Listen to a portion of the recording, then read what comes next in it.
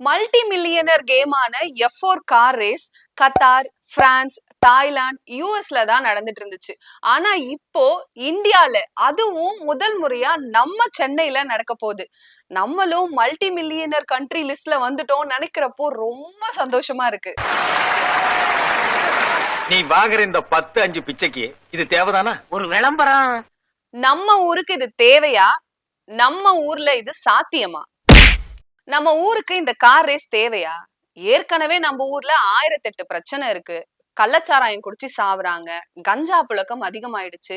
அது மட்டும் இல்லாம ஒரு தேசிய கட்சி தலைவரை ஒரு பொது இடத்துல வச்சு வெட்டி கொல்றாங்க.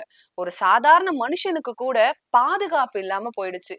இந்த மாதிரி இவ்ளோ பிரச்சனைகள் இருக்கும்போது நம்ம ஊருக்கு நமக்கு இந்த கார் ரேஸ் தேவையா? இருக்கிற ரோட கூட ஒழுங்கா போட முடியல. அதனால எவ்வளோ ஆக்சிடென்ட்ஸ் நடக்குது. நம்மளோட டெய்லி லைஃப்ல நம்மளே நிறைய விஷயங்களை பாக்குறோம்.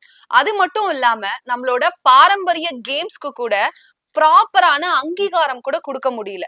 ஒரு பர்சன் ஸ்போர்ட்ஸ் மூலியமா முன்னேறி வரணும்னா சரியான ஃபண்ட் இல்ல, ஒழுங்கான கிரவுண்ட் இல்ல, இப்படின்னு 1008 பிரச்சனை இருக்கு. இந்த நிலைமையில நமக்கு இந்த கார் ரேஸ் தேவையா அப்படின்னு யோசிக்க வைக்குது. இந்த கார் ரேஸ் நடக்கிற இடம் மொத்தமா சேர்த்து 3.7 கிலோமீட்டர்ஸ் இருக்கு. இந்த 3.7 கிலோமீட்டர்ஸ்குள்ள நிறைய காலேஜஸ், ஸ்கூல்ஸ், ஹாஸ்பிட்டல்ஸ், பெரியவங்க, குழந்தைங்க, பிரெக்னன்ட் லேடிஸ்ன்னு அவ்வளோ பேர் இருக்காங்க. நார்மலா ஒரு காரோட நாய்ஸ் பொல்யூஷன் 60ல இருந்து 70 டெசிபிள் வரைக்கும் இருக்குன்னு சொல்றாங்க. ஆனா இந்த ரேஸ் காரோட நாய்ஸ் பொல்யூஷன் மோர் தென் 145 டெசிபிள் வரைக்கும் இருக்கும். அப்படின்னா அந்த 3.7 கிலோமீட்டர்ஸ்குள்ள இருக்கிற மக்களோட நிலைமையை கொஞ்சம் யோசிச்சு பாருங்க.